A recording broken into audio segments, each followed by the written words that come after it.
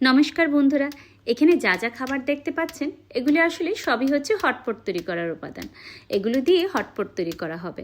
হটপটের নাম তো আপনারা নিশ্চয়ই সবাই শুনেছেন। আজকাল তো দেখি ভীষণ জনপ্রিয় হটপট। অনেকেই প্রশ্ন করে হটপট খেয়েছো? কিন্তু আমার আবার হটপট খাওয়ার অভিজ্ঞতাটা খুবই বাজে। আমি কয়েক বছর আগে একবার দেশের বাইরে গিয়ে হটপট নিয়েছিলাম। তো সেই হটপট আমি খেতেই পারছিলাম না স্মেলের কারণে। এখন আমাদের দেশে যখন আবার হটপট তৈরি হচ্ছে সেটাতে কিন্তু আবার স্মেলটা পাওয়া যাচ্ছে না।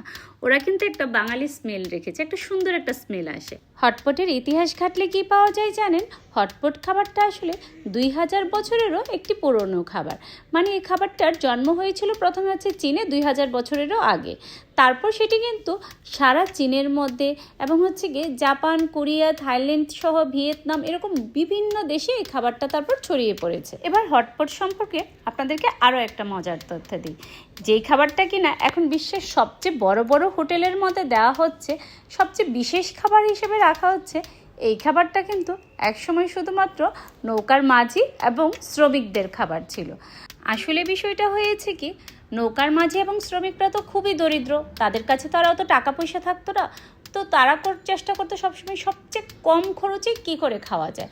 তখন তারা করলো কি, একটা ঝাল মরিচ এবং সিচুয়ান গোলমরিচকে একসাথে ভালো করে সিদ্ধ করে তারপর সেই সিদ্ধর মধ্যে তারা করতো কি, ভুঁড়ি, কলিজা বা অন্যান্য যেসব জিনিস খুবই সস্তায় পাওয়া যায় সেই সব কিছুকে তারা এই ঝুলের মধ্যে দিয়ে ভালো করে সিদ্ধ করে তারপর সেটাকে গরম গরম সবাই একই পাত্র থেকে খেত। এই হচ্ছে গিয়ে হটপটের ইতিহাস। তারপর সেটা সময়ের বিবর্তনে হলো কি, মানুষ প্রত্যেকের পছন্দ মতো যা যা পছন্দ করতো সেই সব কিছুই সেই ঝুলের মধ্যে দিয়ে দিত। তারপর তারা সবাই মিলে একসাথে গোল হয়ে বসে সেই খাবারটাকে খেত। হটপট খাবারটাকে কিন্তু একটা ওখানকার দেশে সামাজিক খাবার বলা হয়ে থাকে। আর উত্তর চীনে কিন্তু প্রচণ্ড ঠান্ডা পড়তো, সে প্রচণ্ড ঠান্ডা থেকে বাঁচার জন্য এই হটপট খাবারটা তারা খেয়ে থাকতো।